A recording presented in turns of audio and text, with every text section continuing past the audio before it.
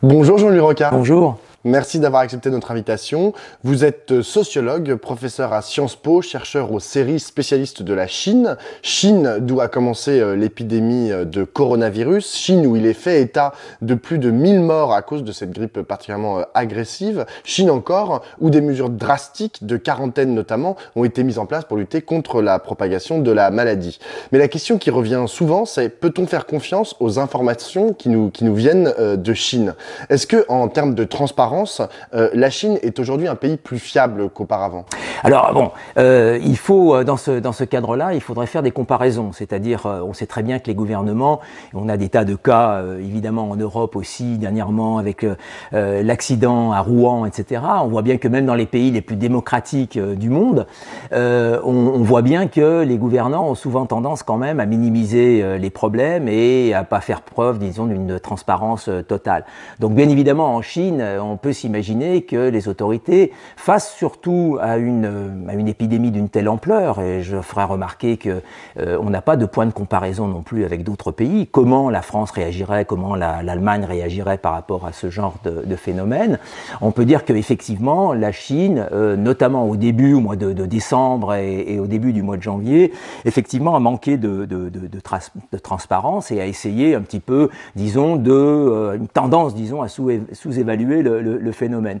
Mais ce qu'il faut dire aussi, je crois que c'est un élément fondamental, que c'est pas pour des raisons strictement politiques, pour cacher à la population, cacher au monde entier ce qui se passe en Chine, c'est pour des raisons strictement économiques. Aujourd'hui, la Chine vit sur un contrat social qui assure la stabilité politique et sociale du pays.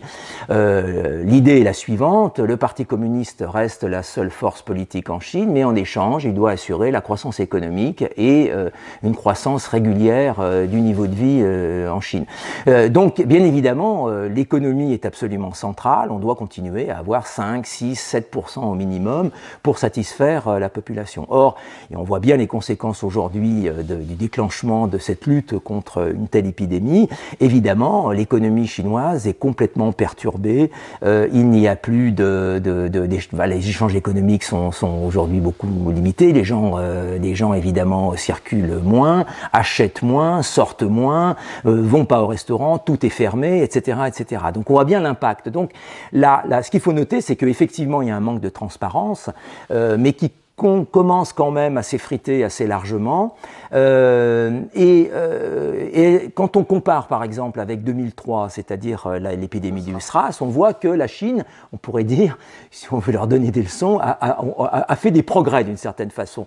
On a caché beaucoup plus de choses au départ en 2003, et surtout on voit bien qu'aujourd'hui la Chine fait un effort de transparence d'une certaine façon vis-à-vis des organisations internationales bien entendu, mais aussi vis-à-vis de la population.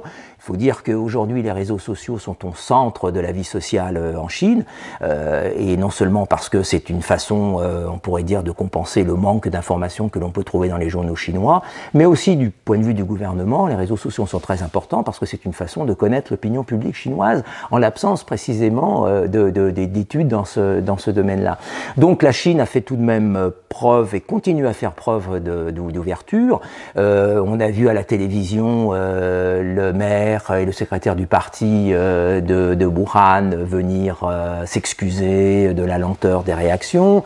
On a vu aussi, disons, une tentative de récupération de la mort de ce médecin Li Wenliang, qui est une espèce de héros, qui est évidemment un héros, on pourrait dire, des lanceurs d'alerte dans ce domaine-là. Mais aussi, quand vous dites récupération, c'est récupération par l'État? Par l'État, c'est-à-dire que l'État, évidemment, là, est en train de essayer de récupérer ce personnage. Enfin, ils l'ont quand même mis en prison dans un premier temps. Non, ils l'ont pas mis en prison. Non, la police lui a demandé de la réprimander, on pourrait dire, c'est-à-dire qu'il a été obligé Alors, je dis pas que c'est bien, évidemment, ce que la police chinoise a fait, mais la police chinoise lui a demandé de signer un papier, effectivement, reconnaissant qu'il avait, disons, diffusé de fausses informations. Disons que la fake news de l'époque est devenue une vraie nouvelle. Donc effectivement, il a été inquiété et c'est grave. Hein. Je dis pas que c'est pas grave, mais d'ailleurs il y a eu 8 médecins qui ont eu la même expérience, qui ont alerté les autorités assez tôt sur la possibilité de passage de l'homme à l'homme du virus et qui ont été effectivement fortement réprimandés et embêtés fortement par la police. Mais on voit bien aujourd'hui la capacité. On donne souvent l'image du gouvernement chinois comme une espèce de gouvernement extrêmement monolithique qui n'utilise que la répression, on pourrait dire, pour rester au pouvoir. En fait, c'est beaucoup plus compliqué. Les autorités chinoises, aussi bien locales que nationales, ont compris que les réseaux sociaux étaient en même temps un fantastique moyen, et de manière générale les médias sont des fantastiques moyens de contrôle de la population. Donc on voit bien qu'il y a beaucoup de propagande à la télé, on voit bien cette tentative de récupérer les moyens comme une espèce de héros de la lutte contre l'épidémie. Et on continue puisque tout à fait dernièrement, les autorités ont changé en fait le mode de calcul du nombre de cas et du nombre d'essais liés, du nombre de décès liés à la mort au coronavirus. Donc expliquant que bien évidemment on n'a pas assez de tests, c'est compliqué, etc., etc. Bon, bien évidemment, par exemple dans les campagnes, il est bien évidemment beaucoup plus compliqué que dans les villes, et on sort vite dans les campagnes en Chine, même dans une métropolis, une grande métropole comme Wuhan, et effectivement la couverture sanitaire dans les campagnes est beaucoup plus faible que dans les villes, et on a beaucoup plus de mal évidemment à décider que telle mort est due au coronavirus, que ce malade effectivement est atteint de ce virus plutôt qu'un autre. Alors, vous l'avez dit, les mesures qui ont été prises par l'État central chinois sont particulièrement, et d'ailleurs les autorités locales aussi, sont particulièrement drastiques. On parle de quarantaine pour des millions de personnes. Voilà, ils empêchent les gens de se déplacer sur le territoire, etc. Comment la population chinoise accepte ces mesures? Parce que du coup, on est capable en plus d'en mesurer le pouls à travers notamment les réseaux sociaux.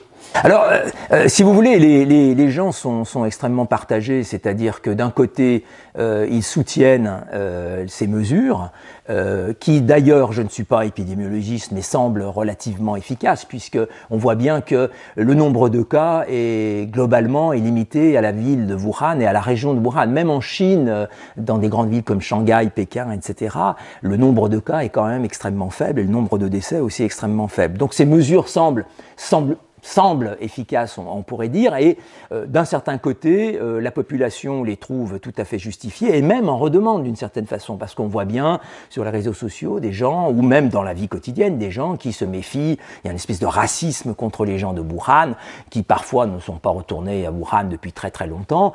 Donc, d'un certain côté, les gens trouvent que ces mesures drastiques sont tout à fait justifiées. D'un autre côté, évidemment, beaucoup de gens, par exemple, ne sont pas retournés chez eux pendant les vacances du Nouvel An, et pour les Chinois c'est quand même extrêmement important. Beaucoup de gens aussi sont mécontents parce que ils voient leurs entreprises péricliter. Beaucoup de petites entreprises ont en fait 2 mois, 3 mois de trésorerie et vont très rapidement entrer dans des difficultés et fermer leurs portes. Donc il y a une véritable angoisse par rapport à la question de la croissance économique, et on voit bien ça d'ailleurs on pourrait dire dans le bras de fer qui existe aujourd'hui entre les autorités locales qui, je parle pas simplement de Wuhan, mais dans des villes comme Shanghai, Pékin ou d'autres grandes villes chinoises, qui appliquent en fait le principe de précaution de manière assez rigide, disant non, on retourne pas travailler, on n'ouvre pas de nouveau les écoles ni les universités parce qu'on ne sait pas trop comment les choses vont évoluer. On nous a critiqué parce qu'on a réagi un peu tard. Maintenant, précisément, on ne fait plus confiance aux déclarations du gouvernement central, et donc on veut prendre des précautions. De notre côté, les autorités centrales, elles ont les yeux rivés sur le taux de croissance économique, et elles ont très peur évidemment des conséquences à court et moyen terme terme, on pourrait dire, de la continuation de cette situation un petit peu de blackout total. Donc, bien évidemment, les gens sont partagés parce que, d'un côté, ils trouvent que ces mesures sont efficaces et justifiées. D'un autre côté, évidemment, ils en subissent les conséquences, notamment quand leur activité est très directement liée, je dirais, aux échanges commerciaux, aux échanges économiques, etc.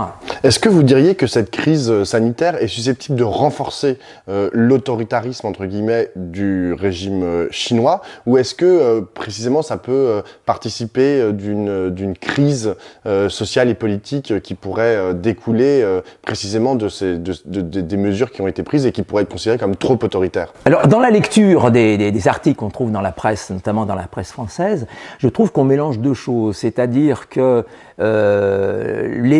on a un désir très fort dans la population chinoise d'être mieux informée. C'est-à-dire la liberté d'expression, la liberté d'alerter, y compris les autorités sur un certain nombre de phénomènes, c'est quelque chose qui est vraiment une revendication assez fondamentale dans la population. Et on voit bien ça dans le fait que depuis une vingtaine d'années, il y a une quantité absolument énorme de conflits sociaux en Chine. On s'imagine la Chine comme un pays tranquille parce qu'on a cette image effectivement d'un pouvoir extrêmement fort, renforcé encore par Xi Jinping, etc., etc. En fait, les Chinois contestent beaucoup.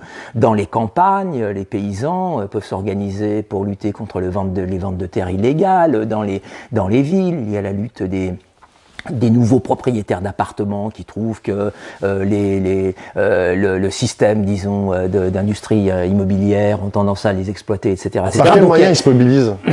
Comment on se mobilise en Chine? On se mobilise à la base, c'est-à-dire qu'en fait, un certain nombre de gens se rendent compte qu'ils ont les mêmes revendications, les mêmes problèmes. On retrouve ça aussi parmi les migrants qui vont travailler dans les usines sur les côtes chinoises. Ils sont rassemblés dans des grands ensembles immobiliers pour les propriétaires d'appartements, ils sont rassemblés dans des usines, enfin, c'est relativement classique, on pourrait dire, si on fait l'histoire des mouvements sociaux, dans les campagnes évidemment, autour des villages, etc. Tous ces gens se parlent et se rendent compte qu'ils ont les mêmes problèmes et n'hésitent pas à s'organiser et rentrent en conflit avec les autorités locales ou avec des entreprises qui sont plus ou moins liées d'ailleurs avec les autorités locales. Donc le chinois, on pourrait dire, conteste. Le chinois n'hésite plus depuis une vingtaine d'années à se mobiliser et d'une certaine façon les autorités locales reconnaissent la légitimité jusqu'à un certain point, on pourrait dire, de ces revendications tant qu'on n'entre pas dans le domaine politique. Donc si on revient à la question du coronavirus, effectivement on a cette revendication globale sur les réseaux sociaux d'une plus grande transparence, mais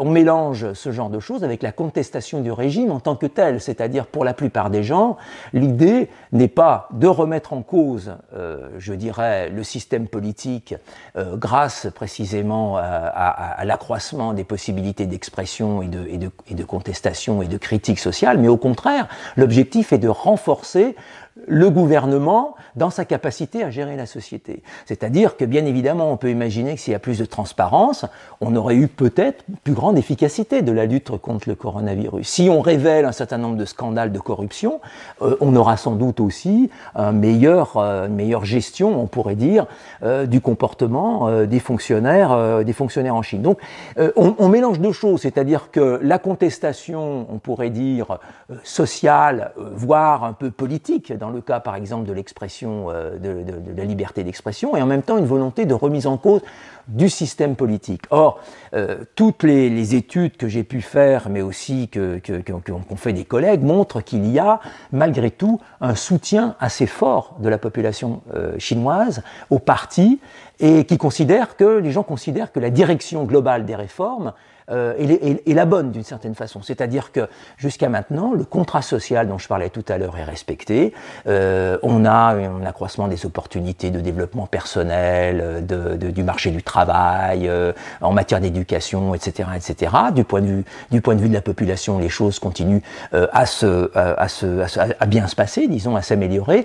Mais en même temps, il y a des points noirs sur lequel, effectivement, la population met le doigt et remet en cause on pourrait dire, la légitimité du parti. Mais non pas pour remettre globalement en cause, je dirais, la stabilité politique, mais pour, au contraire, d'une certaine façon, améliorer. Donc, je dirais que, quand on parle en termes d'autoritarisme, je crois que le meilleur autoritarisme, du point de vue du Parti communiste chinois, serait peut-être justement de laisser un peu plus de liberté d'expression pour, au contraire, d'une certaine façon, permettre aux autorités locales et nationales d'avoir plus d'autorité, d'une certaine façon, et d'être plus capables de répondre à des crises comme celle-ci. Donc, le problème fondamental politique de la Chine aujourd'hui, c'est le manque d'alternatives. C'est-à-dire que les Chinois, quand moi j'interviewe aussi bien des intellectuels que des gens de la rue, etc., ce qui me frappe, c'est que, bien évidemment, ils critiquent le parti,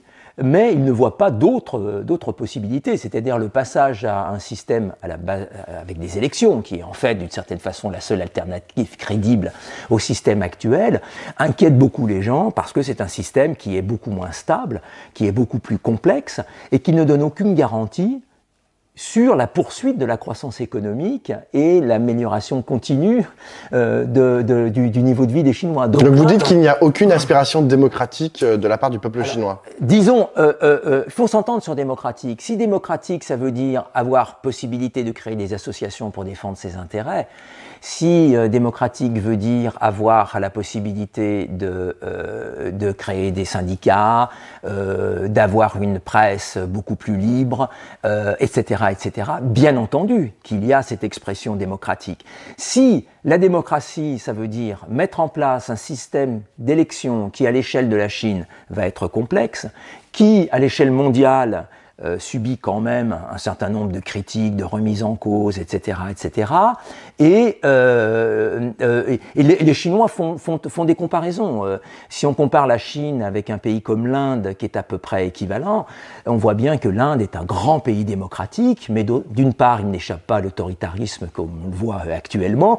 Deuxièmement, sur le plan des réussites économiques, mais aussi sociales, en matière, par exemple, de protection des droits des travailleurs ou protection des droits des femmes, la Chine est beaucoup plus avancée, d'une certaine façon. Donc, la grande question de la Chine, des Chinois, c'est est-ce que des élections apporteraient quelque chose de supplémentaire disons, à ce grand objectif qui est du développement continu de la Chine, de l'amélioration continue, on pourrait dire, du niveau de vie en Chine.